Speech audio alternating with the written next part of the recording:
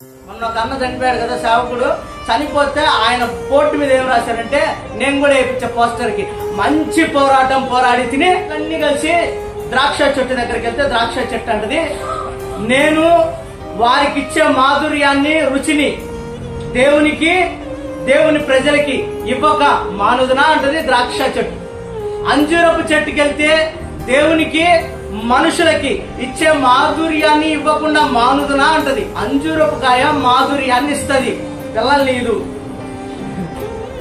సేవకులైనా విశ్వాసులైనా ద్రాక్ష చెట్టులాగా అంజూరపు చెట్టులాగా మనం ఏం చేయాలి?